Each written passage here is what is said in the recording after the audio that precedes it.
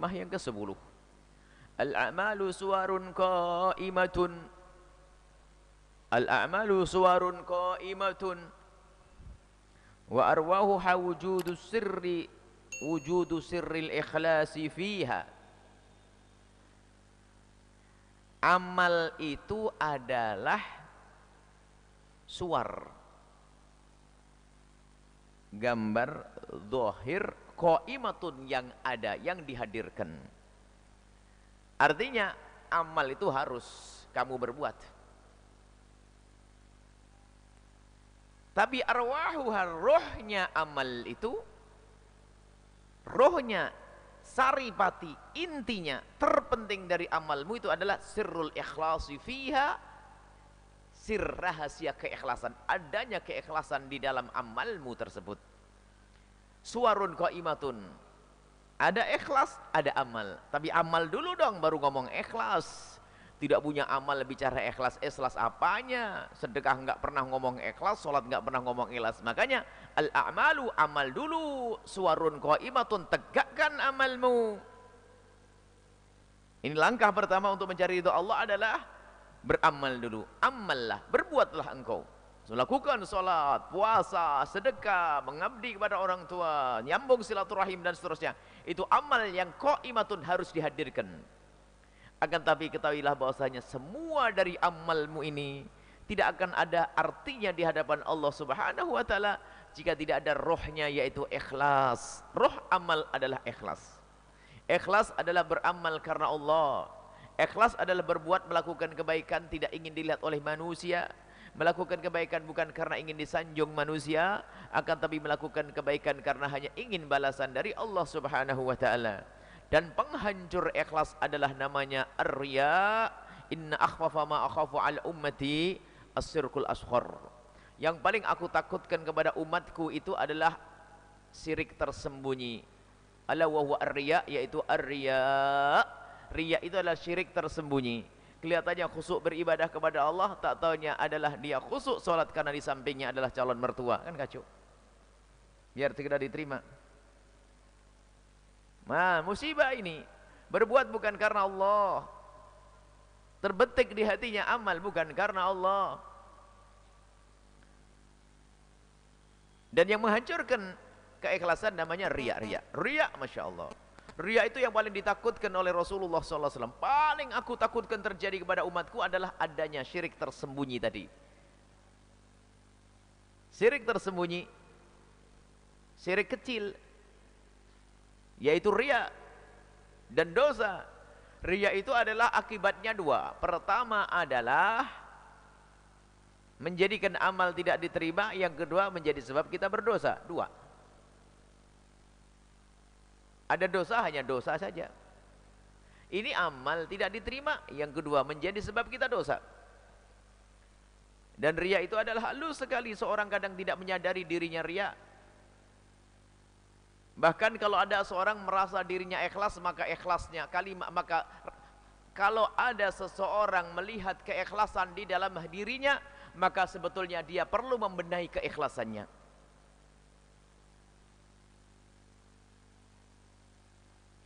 Kalau ada orang merasakan, melihat keikhlasan di dalam dirinya, maka sesungguhnya dia harus membenahi keikhlasannya. Akan tapi orang ikhlas yang sesungguhnya, kalau memang dia berbuat hanya karena Allah, dan itulah mukhlas dan mukhlis, orang yang ikhlas. Ikhlas, ada amal ya, ada macam amal itu, ada yang amal namanya riya. Amal dilakukan dengan riya, yang riya adalah amal kita itu ingin dilihat oleh selain Allah, itu riya. Bahasa lain adalah membesarkan amal kita di mata manusia karena kita ingin sanjungannya atau balasan dunia atau pangkat atau penghargaan. Apakah gelar itu pahlawan dan sebagainya? Itu riya. Riya adalah berbuat baik akan tapi ingin kebaikan itu dilihat oleh manusia, bukan karena Allah. Dan ini bisa terjadi kepada seorang alim. Bisa saja terjadi kepada seorang mujahid jihad di jalan Allah yang sesaat-saat bilang Allahu Akbar. Bisa saja terjadi kepada orang dermawan. Bahkan dalam hadis Imam Bukhari dan Imam Muslim, menceritakan Rasulullah tentang pertama kali nanti neraka akan dinyalakan adalah untuk seorang yang mati dalam medan laga. Waktu ditanya, kau ngapain kau perang itu? Karenamu ya Allah. Kadzibta, kau dusta. Kau berperang itu hebat di medan laga paling jago di depan, karena kamu hanya ingin dikenang oleh manusia bahwa engkau adalah seorang pahlawan pemberani, dan engkau sudah disanjung oleh manusia di dunia sana. Kau mencari surga dari manusia, masuk nerakaku sana. Allah. Yang kedua adalah seorang yang belajar ilmu agama, mempelajari Al-Quran. Masya Allah, menghafal Al-Quran, isi Al-Quran, fikih, segala macam difahami. Masya Allah. Ditanya oleh Allah, ditunjuk tentang nikmat-nikmat dari Allah, dan dia kenal nikmat itu. Lalu ditanya, kau berbuat itu semua karena apa? Aku menghafal Quran, belajar ilmu agama, jadi kiai, jadi ustadz karenamu ya Allah. Bohong, Allah maha tahu. Kau menjadi ustadz, menjadi seorang alim hanya pengen dipandang sebagai orang yang paling hebat. Alamah, orang paling alim, dan dikiaikan, disanjung, cium tangannya bolak-balik, dan bangga dengan itu semuanya. Kau sudah mendapatkan pahala di dunia, yakni gajimu di dunia, yaitu sanjungan manusia. Di akhirat kau tidak dapat apa-apa, sana masuk neraka. Yang ketiga adalah seorang dermawan, yang dia memang dermawan dan dermawan betul, akan tapi ditanya oleh Allah, untuk apa kau lakukan itu? Karenamu ya Allah. La kadzibta, kau dusta.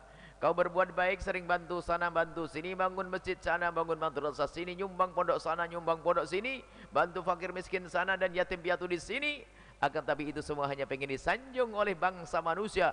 Kalau dia adalah seorang dermawan, maka dilemparlah orang itu ke neraka jahanam. Hadis Imam Bukhari meriwayatkan, hadis panjang, bermacam-macam redaksi ceritanya. Ceritanya intinya seperti itu. Artinya riya itu bahaya sekali. Makanya semua hendaknya selalu koreksi. Dan jangan biasa kita menunjuk ke dada orang tentang riya. Akan tapi urusan riya hendaknya kita biasa menunjuk ke dada kita sendiri. Adapun kepada orang lain hendaknya kita husnudzon kalau orang itu sudah melakukan keikhlasan. Dan hendaknya kita selalu mencurigai hawa nafsu kita yang selalu mengajari kita untuk tidak ikhlas. Hawa nafsu di dalam diri kita mengajari tidak ikhlas. Karena kita manusia senang disanjung, ada kebutuhan dunia, sehingga kebaikan yang dilakukan pun ada untuk kepentingan dunia mungkin. Kemudian ada gila pangkat, sehingga apa kebaikan yang dilakukan pun hanya untuk mendapatkan pangkat di dunia.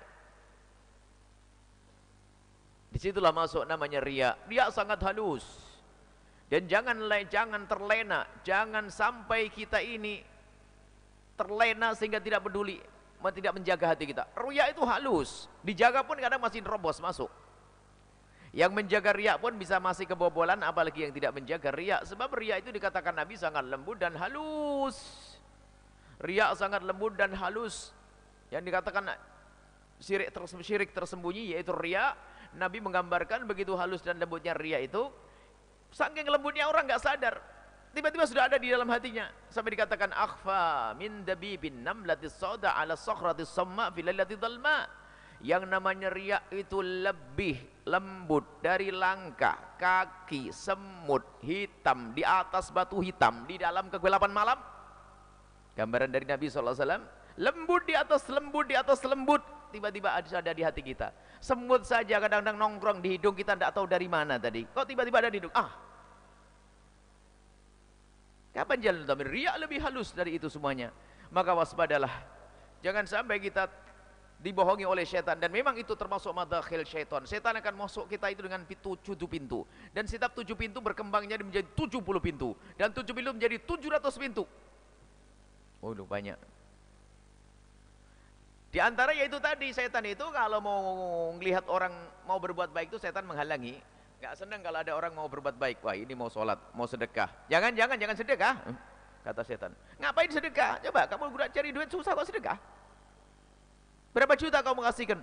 Ya saya nyumbang 10 juta. 10 juta itu gaji karyawanmu 4 orang. Mau kau kasihkan? Kata setan. Iya juga sih, ngapain saya kasihkan? Rupanya ya, dia adalah seorang penuntut ilmu. Sedekah. Sedekah, jangan kau dikuasai oleh kekikiran. Akhirnya sedekah. Setan nangis. Aduh, ini sudah aku larang sedekah, masih saja sedekah. Mundur setan. Mundur sesaat mau maju lagi, mundur berpikir apa kira-kira yang bisa aku jadikan sebab untuk dia terjerumus apa ya? Mundur sejenak setan, setelah itu maju lagi. Oh, sedekah berapa kamu? 10 juta. Kurang. Loh, kok jadi nyuruh sekarang? Jangan 10 juta, 100 juta. Maksudmu setan? Sudahlah, sedekah dulu yang banyak. Setelah sedekahnya banyak apa? Setan berbisik tuh. Nggak ada orang sedekahnya kayak lo. Tuh paling banyak tuh. Kan yang lain, oh itu orang kaya aja cuma 15 juta, ente 25 juta. Tuh, top kan ente. Oh iya juga lah, masuk ujub. Bangga, iya, enggak ada kayak saya. Mulai merendahkan orang, orang kaya apaan tuh? Nyumbangnya begitu. Ujub. Termasuk setelah itu masuk riya. Setelah itu apa? Kata setan, kasih tahu dong orang kalau kamu suka berbuat baik. Lihat aja tuh, kata setan. Ya biar mereka ngerti, paling enggak biar niru, alasannya niru, akhirnya kasih tahu juga. Masuk riya, sehingga dia berbuat baik, masuk riya. Sama setan suruh, kalau kecil susah riyanya. Yang sedekah 5 ribuan susah riya. Yang gede gampang riyanya. Karena apa? Kalau seandainya ikhlas, pahalanya gede banget. Maka setan paling takut kalau umat Nabi Muhammad ini, anak Adam ini punya pahala lu masuk surga. Paling benci setan. Maka pedulilah dengan rohnya amal, yaitu apa? Al-ikhlas. Perangi riya. Dan untuk merangi riya adalah dengan beramal. Kata qadiyah, tarkul amal min ajlin nasir riya'u. Meninggalkan amal karena takut dilihat orang adalah riya. Jadi begini, urusan riya bukan berarti Anda harus meninggalkan pekerjaan. Jangan salah paham. Kalau sudah riya itu dosa, ngapain saya beramal? Daripada beramal saya riya, mending saya pelit. Wah, kacau. Kalau saya sedekah nanti riya dosa, mending pelit aja deh. Wah, ini bukan begitu. Pelit itu dosa gede. Bisa haknya orang zakat tidak dibayar, tidak peduli fakir miskin dan seterusnya, numpuk dunia. Akan tapi ketahuilah bahwasanya untuk memerangi riya adalah dengan amal. Kalau suatu ketika Anda tidak mau berbuat baik hanya karena takut riya, maka sesungguhnya Anda telah masuk wilayah riya yang sesungguhnya. Sebab meninggalkan amal baik karena takut riya adalah riya. Mau ke masjid, kenapa kamu tidak mau ke masjid? Kalau ke masjid nanti ketahuan orang. Oh begitu. Pergilah ke masjid. Lawan itu syaitan sambil memerangi riya. Jadi memerangi riya adalah dengan amal. Kalau ada orang ingin memerangi riya tanpa dengan amal, ya nggak bisa dong. Agar kita terbebas dari riya itu caranya dengan beramal. Kalau orang tidak beramal, bagaimana dia memerangi riya? Nggak bisa, harus kalau orang pengen memerangi riya, beramallah baru nanti kita memerangi riya. Sebab riya itu berada di amal. Nggak ada orang beli semprot tapi tidak mau bercocok tanam. Untuk ngapain? Tanam dulu baru siapin semprotnya, kan begitu. Biasanya ada hamanya. Hama ada, riya itu adalah hama. Orang tidak cari hama tentunya. Orang mencari namanya amal. Artinya apa? Kamu jangan mikir hama. Pikirlah amal dulu, setelah pikir amal baru dijaga agar tidak ada hama. Apa artinya orang mempelajari ilmu hama tapi tidak bercocok tanam? Bisa dimakan hamanya? Ya gak ada. Beramallah, kemudian perangi riya, tanam padi yang banyak, baru nanti bicara tentang semprot. Bicara semprot, nyemprot padi, kalau nyemprot hama begini, nggak punya kebun, dapat panenan apa kamu nanti? Kalau kita bicara tentang riya harus punya amal dulu. Ya, paham ya? Kalau bicara tentang semprot, obat, tapi nggak ada kebunnya, hayal tuh. Alhamdulillah, saya sudah mengoleksi semprot. Saya ke Amerika beli semprot anti hama, ke Jepang beli semprot anti hama paling canggih. Ente punya kebunnya Pak? Nggak ada. Terus ente makan semprot? Ya nggak ada. Amal dulu baru nanti. Beramallah baru nanti sah kita bicara tentang riya. Maka jangan sampai takut riya menghalangi dirimu beramal. Bahkan cara memerangi riya satu-satunya jalan adalah beramal. Melatih amal karena Allah dan tidak ingin dipandang manusia, maka itulah cara. Sehingga nanti termakin terbiasa. Mungkin langkah pertama kita adalah masih riya. Di saat berbuat baik kita masih kikuk pengen dilihat orang. 10 juta yang pertama pengen dilihat orang. Tapi karena dia sering 10 juta, nggak perlu nyari orang lagi. Memang sumbangan pertama sering tolah-toleh ya. Ada yang lihat enggak nih? Oh, alhamdulillah ada yang lihat nih. Alhamdulillah lagi. Sudah ria, alhamdulillah. Akhirnya 10 juta berikutnya sudah dapat ilmu dan 10 juta. Akhirnya sudah biasa dengan amal baik. Enggak pikir lagi manusia, yang dipikir adalah Allah, kerinduan kepada Allah, ikhlas karena Allah. Jadi beramallah. Maka di sini disebutkan al-amalu suwarun qaimatun. Amal baik harus sesuatu yang kau tegakkan. Harus. Al-ibadah. Ibadah yang banyak, sedekah yang banyak, terus. Itulah mencari kemuliaan di hadapan Allah Subhanahu wa taala. Akan tapi agar sedekahmu itu juga benar-benar diterima oleh Allah, maka hadirkan rohnya, yaitu al-ikhlas. Rohnya adalah ikhlas. Dan ikhlas itu adalah berbuat karena Allah, dan agar itu ikhlas hanya karena Allah, singkirkan sesuatu yang selain Allah di balik harapanmu.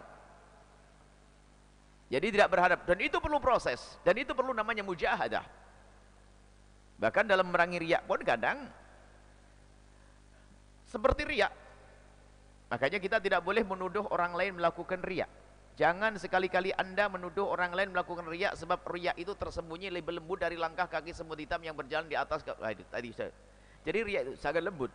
Lah kalau riak sangat lembut itu orang saja, karena dirinya sendiri Anda tidak tahu, bagaimana engkau tahu riaknya orang. Wah, hebat banget. Imam Ghazali mendatangkan satu riwayat dalam kitab Bidayatul Hidayah, bagaimana amal baik ini akan dibawa oleh malaikat. Malaikat yang membawa pun tidak tahu kalau ternyata amal ini adalah kemasukan riak. Malaikat tidak mengerti kalau amal itu busuk dengan riak, dibawa ke malaikat selanjutnya sampai kepada Allah Subhanahu wa taala, ternyata dikembalikan, dilempar. Malaikat saja nggak tahu tentang riaknya seseorang. Malaikat tugasnya mencatat amal dan menyetorkan, ternyata Allah menolak. Lah kok kita sok tahu tentang riaknya? Wah, ini riak. Awas, jangan sekali-kali Anda mengatakan riak kepada orang lain, dan jangan sekali-kali Anda mengatakan ikhlas kepada amalku sendiri. Coba kalau ada orang mengatakan, oh, Masya Allah benar loh ya saya melakukan itu, ikhlas. Loh, ikhlas itu karena Allah, tidak usah kau sebut, Mbak. Tidak usah kau sebut kalau ikhlas. Lah kok ngomong aku berbuat benar loh ya, ikhlas. Loh kau sebut-sebut, ngapain kau sebut-sebut? Kan kedengaran sama aku nanti. Kalau ikhlas karena Allah jangan kau sebut. Maka ingat, jangan sekali-kali kalau Anda menunjuk orang lain riak. Tapi kalau Anda ingin menunjuk riak, tunjuk dadamu sendiri, agar senantiasa koreksi diri. Tapi kalau orang lain khusnudon, biarpun bentuknya riak, bisa saja itu adalah bukan riak. Karena kita tidak tahu hakikat amal yang dilakukan itu seperti apa. Karena tidak ngerti hatinya. Bahkan mungkin orang kelihatannya riak, ternyata dia adalah untuk merangi riak. Seperti yang pernah kita contohkan, ada orang merangi riak sederhana. Satu contoh saja Anda bisa tahu setelah itu bahwasanya orang tidak boleh mudah mengatakan orang lain riak. Saya contohkan satu contoh, misalnya suatu ketika ada seorang ternyata bisik pada imam masjid, dia nyumbang masjid, tolong imam masjid bisik. Ternyata bisikannya isinya, tolong imam masjid, tolong kasih tahu kepada jamaah setiap habis khutbah Jumat bahwasanya Pak Haji Fulan telah nyumbang 10 juta. Top. Masjid diumumkan, tolong umumkan nanti kalau saya telah nyumbang 10 juta. Yang belum pernah ngaji, tahu enggak ini riya atau tidak? Nah, yang sudah tahu ngaji tidak tahu riya kan? Coba ya, Anda sudah pernah dengar ini. Coba dulu pernah ngomong riya gitu, kompak gitu. Ini tidak bisa dikatakan riya. Karena apa? Ternyata orang itu memerangi riya. Bagaimana memerangi riya? Bentuknya seperti riya, itu urusan pribadi dia. Sebab apa? Dia sebetulnya nyumbangnya 100 juta. Masuk keropak 100 juta. Cuman dia ngomong, tolong umumkan berapa? 10 juta. Coba, Anda saja kalau nyumbang 100 juta, tak taunya panitianya salah sebut 10 juta, Anda ngedumel kok. Loh, diumumkan 10 juta dok. Loh, lah, kok jangan ke 10 juta. Jamaah yang datang di kampung masjid musola Anda, atau Anda punya majelis yang datang itu misalnya 5.000. Salah, telah dihadiri koran Media, Masya Allah jamaahnya ustadzah ini telah dihadiri jamaah banyak sekali, kurang lebihnya 500 orang. Hah, 500? 5.000? Ha, kan? Protes kan? Jadi ada orang seolah-olah melakukan riak, ternyata dia adalah untuk memerangi riak. Mungkin ada seseorang melakukan sholat di depan orang, Allahu Akbar. Sholat sunat Allahu Akbar. Mbak, mohon maaf saya mau sholat duha dulu nih. Allahu Akbar. Sholat aja terang banter-banter. Wah, ini ngedumel di belakangnya orang riak-riak. Jangan mengatakan orang yang riak. Ternyata dia lagi belajar memerangi riak. Bagaimana belajar memerangi riak? Dia berjanji, setiap kali sholatku diketahui orang, aku balas nanti di tempat sembunyi gak ada orang tahu, berkali-kali lipat. Misalnya, hei hawa nafsuku, hei diriku, lihat orang melihatmu sholat 8 rakaat. Allahu Akbar, duha 8 rakaat. Tapi awas, sampai rumah nanti 8 rakaat. Dihukum. Bisa saja Anda memerangi riak adalah dengan pahala yang berlipat-lipat. Memerangi riak sekaligus beri contoh. Jamaah, assalamualaikum warahmatullahi wabarakatuh. Insyaallah kita akan membangun pondok pesantren Al-Bahjah ini. Saya nyumbang nih 10 juta. Kasih contoh, dapat pahala kan? Ngasih contohnya dapat pahala, 10 jutanya dapat pahala, tapi ada seolah-olah ada riak. Agar 10 juta aku tidak hilang. Diam-diam langsung kirim ke rekening Al-Bahjah 100 juta. Aman, gak ada yang tahu. Begitu. Jadi kapan? Jadi memerangi riak diantaranya adalah jika Anda merasa perbuatan Anda adalah riak, segera tumpangi dengan amal tersembunyi. Dan amal terang-terangan jangan dijauhi. Jadi Anda berbuat baik, misalnya Anda melakukan sedekah 500.000, ketahuan orang, aduh ketahuan orang. Tidak apa-apa, biarin ketahuan orang, tapi nanti 500.000 kau harus tetap diterima oleh Allah. Akhirnya nyumbang 500 juga tersembunyi. Jadi setiap Anda melakukan kebaikan yang zahir, kok khawatir masuk bab riya, lakukan pekerjaan yang batin. Ini memberi, melakukan kebaikan yang tersembunyi. Ini adalah cara kita memerangi riya. Jangan sampai memerangi riya justru malah tidak beramal. Gak ada memerangi riya tidak beramal, gak ketemu. Begitulah yang dikatakan oleh Ibn Abdullah Sakan tadi, al-a'malu suwarun qaimatun. Kalau kamu pengen memerangi riak sampai kepada amal yang diterima oleh Allah, ya tegakkan dulu dong amalmu, berbuat baik dulu, baru nanti sambil benah hati. Adapun untuk sampai derajat ikhlas langsung kan perlu proses. Pertama begini. Kan ada orang datang ke Rasulullah, mau masuk Islam hanya karena diberi hadiah oleh Rasulullah. Saya masuk Islam karena kambing dikasih Nabi kok. Masuk Islamnya karena kambing. Setelah sampai di rumahnya, terkagum kok ada orang seperti Nabi Muhammad itu, tidak pernah takut fakir, tidak pernah takut ini. Terkagum akhirnya iman yang sesungguhnya. Semoga Allah berikan kepada kita keikhlasan, ketulusan dalam beramal, dan jangan sampai amal kita dikuasai oleh riya sehingga sirna menjadi tidak diterima oleh Allah Subhanahu wa taala. Wallahu a'lam bissawab.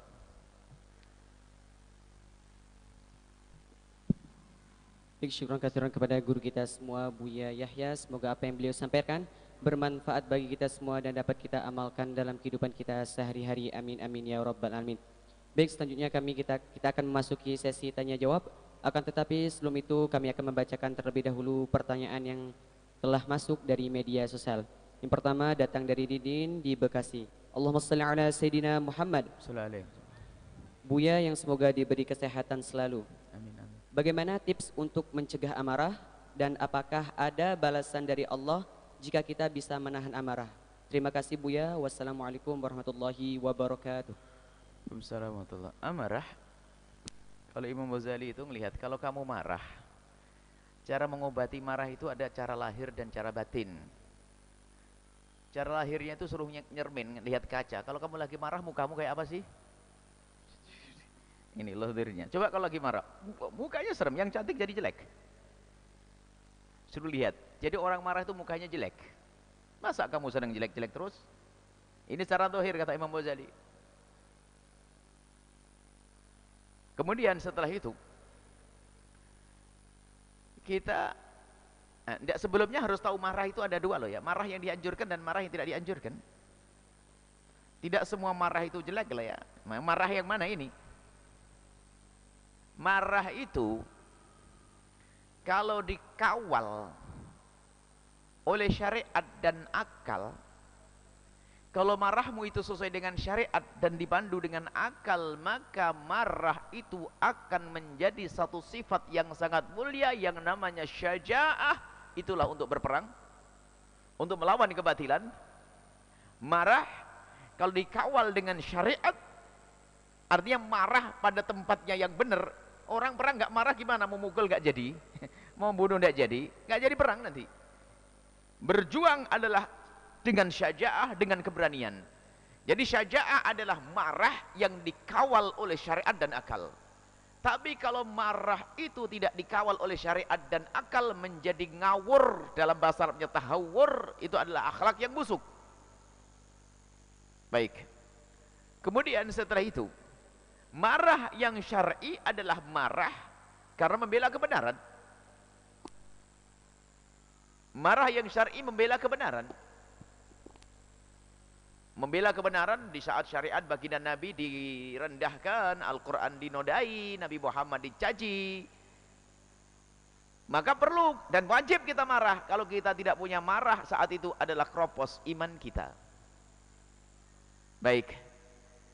Kemudian marah yang ada urusannya dengan pribadi, itu juga ada yang diperkenankan, tapi tidak boleh sampai derajat kita menjadi pembenci yang tidak pernah berakhir. Contoh, ada orang mengambil harta kita, kita perlu mempertahankan harta kita atau kehormatan anak kita. Ada orang mau merusak kehormatan anak kita, menodai kehormatan keluarga kita, atau mengambil harta kita. Nabi menjaminkan, man mata duna malihi wa man mata duna irdi mata syahida. Kalau ada orang mati mempertahankan hartanya, marah ada orang mengambil hartanya. Ada orang mengambil hartanya, mencuri, merampok. Ada orang memperkosa anaknya lalu dia melawan sampai mati, mata syahidan, membela. Karena menjaga kehormatan, menjaga akal. Ada 5, akal, nyawa, harta, kehormatan, nasab. Yang mau menodai 5 ini kita perlu pertahankan. Baik.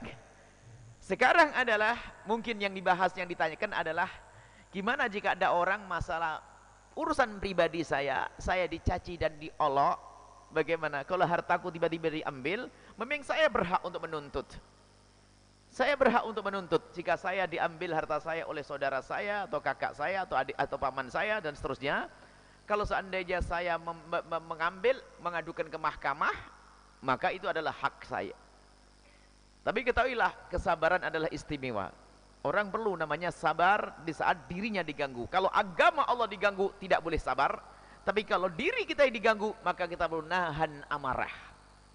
Kita dicaci dan diolok, dibilang kita bodoh, dibilang gila, dibilang gini. Bagaimana kita menata hati kita? Artinya kalau urusannya adalah urusan pribadi kita, maka perlu di situ adalah namanya kesabaran. Dan kesabaran di sini adalah menahan amarah di saat diri kita dicaci dan diolok dan direndahkan. Sebab kalau sudah orang memuliakan seorang hamba, tidak akan rendah biarpun direndahkan oleh semua manusia. Jadi kemuliaan kita dengan Allah bukan dengan sanjungan manusia. Dan kita rendah seorang akan menjadi rendah kalau sudah direndahkan oleh Allah. Baik. Di saat kita dicaci dan diolok oleh seseorang, maka alangkah indahnya kalau kita menata hati kita. Lalu kita menahan amarah. Hak kita diambil oleh seseorang. Memang menuntut hak adalah boleh-boleh saja, dengan cara yang benar sesuai dengan syariat. Tidak boleh berlebihan. Tidak boleh melebihi daripada batas-batas dan jatahnya. Itu hak. Akan tapi kalau urusan pribadi kita yang diganggu, maka mungkin ini ditanyakan, kita bisa menahan itu. Namanya sabar. Dan kesabaran ini adalah penting. Dalam Al-Quran disebutkan, ya, imbalannya apa? Surga. Karena ini adalah orang bertakwa. Wa syari'u ila maghfiratin min rabbikum wa jannatin 'arduhas samawati wal ardu 'iddat lil muttaqin. Bersegeralah kalian menuju surga dan pengampunan Allah, serta surga yang hanya disiapkan oleh Allah untuk mereka yang bertakwa. Dan ciri orang bertakwa diantaranya adalah wal kadhiminal ghaidha wal 'afina 'anil nasi wallahu yuhibbul muhsinin. Wal kadhiminal ghaidha, orang yang menahan amarah. Menahan amarah adalah tanda kemuliaan. Wal kadhiminal ghaidha, di saat kita dicacian di Allah, bukan agama ya, ingat, urusan pribadi. Urusan pribadi kita diganggu, maka sangat mulia jika Anda mengambil sikap tabah, yaitu kadhiminal ghaidha, menahan amarah. Dan ingat, amarah jika ditahan bisa saja esok hari meledak, meletus, menjadi bom waktu yang menanti.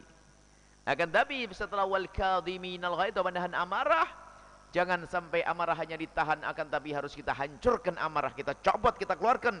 Wal afina anin nasi, yang seharusnya saya marah, akan tapi saya rubah menjadi maaf. Jadi untuk menghilangkan marah, ganti dengan maaf. Wal kadhiminal ghaidha wal afina anin nasi. Mula-mula marah dibuang menjadi afina, aku maafkan engkau. Biarpun engkau telah melakukan kesalahan kepadaku, maka aku maafkan engkau. Ini urusan pribadi ya, bukan urusan dengan Allah. Urusan kepada Allah kita tidak bisa maafkan. Duitku diambil, aku maafkan kau. Wal afina anin nasi. Dan setelah orang bisa memaafkan pun ternyata belum tuntas, sebab bisa jadi yang namanya benih-benih sisa-sisa kebencian, sisa sedendam itu tersisa di hati. Karena ibaratnya penyakit, kalau dicabut masih ada akar-akar tersisa. Maka bersihkan sisa-sisa ini dengan wallahu yuhibbul muhsinin. Sudah memaafkan, berikan kebaikan kepada orang tersebut, maka istimewa dirimu.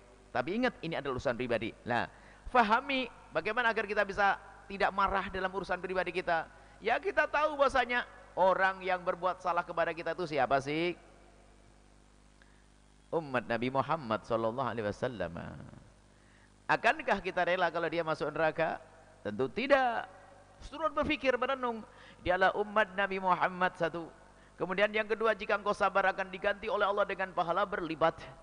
Kemudian yang ketiga, kalau engkau terus menyimpan dendam dan amarah di dalam hatimu, hidupmu capek, ngelihat dia langsung gak enak badan. Itu yang ngambil duitku, itu yang ngambil hartaku, capek. Akan tapi kalau hatimu lapang, oh itu adikku sendiri, itu saudaraku yang telah mengambil hartaku, akan tapi kaset hidupnya akan aku kirim transfer lagi tambahan. Nah, merenung seperti ini akan menjadikan hati itu luluh. Bab mudah memaafkan itu penting sekali. Jadi apa artinya kita mendendam? Mendendam itu capek, belum lagi nanti kita iming-iming, kita hibur, kita fahamkan hati kita tentang pentingnya memaafkan dan bahayanya mendendam. Amarah itu adalah akan menaburkan dendam. Orang bisa amarah, marah langsung hilang, tapi belum tentu. Kadang orang marah tersimpan dendam. Marah itu menebarkan dendam di dalam, menyaburkan benih dendam. Setelah marah itu dendam. Dan dendam adalah sifat yang dibenci oleh Allah. Dendam itu menjadikan sebab permusuhan ini bertahan lama karena dendam. Dendam adalah yang memperlama masa permusuhan. Kalau ada orang bermusuhan tidak ada dendam, itu sesaat. Contoh, anak kecil berantem itu besok makan bareng itu. Tapi bapak-bapak kalau sudah punya dendam, lihat sampai mati akan saya bawa ke neraka jahanam. Naudzubillah. Dendam. Dan dendam itu membawa malapetaka. Maka tidak perlu kita mendendam, serahkan kepada Allah Subhanahu wa taala. Dia adalah umat Nabi Muhammad. Belum lagi nanti di surga, ketahuilah kalau Anda masih punya marah kemudian dendam, Anda akan capek di dunia, kemudian capek di padang mahsyar. Kenapa? Karena kalau Anda punya hati yang lapang, ketahuilah di padang mahsyar akan menemukan keindahan. Sebab orang yang hatinya lapang mudah memaafkan, hidup dengan cinta, nanti akan dipanggil oleh Allah, ainal mutahabuna bi jalali, mana orang yang hidup di dunia dengan cinta tanpa ada dendam. Al yauma udhilhum yauma la dhilla illa dhilli, hari ini akan aku beri perlindungan, aku beri payung di saat tidak ada lagi perlindungan dan payung kecuali perlindungan dari Allah. Kemudian orang tersebut dikumpulkan oleh Allah bersama rombongan Nabi Muhammad, kemudian meluncur ke surga. Dan mereka itu meluncur ke surga seperti kilat, seperti ma baina dhuhri wal asri, seperti antara zuhur dengan asar. Siapa mereka? Yang orang hidup dengan cinta, tidak ada dendam dan kebencian. Tapi itu si pendendam, lihat, yang mau menuntut-nuntut akan tertinggal dalam rombongan kemuliaan. Maka hari ini sudahlah, ayo goodbye, selamat tinggal kebencian, selamat tinggal dendam. Kalaupun ada marah dilihat marah kita syar'i atau tidak. Kalau tidak syar'i nggak perlu kita marah. Harus kita tumpangi dengan ketambahan kesabaran, kemudian kebaikan yang kita lakukan kepada orang yang kita marahi, agar tidak meninggalkan kebencian serta dendam yang membawa kepada lamanya permusuhan. Wallahu a'lam bissawab.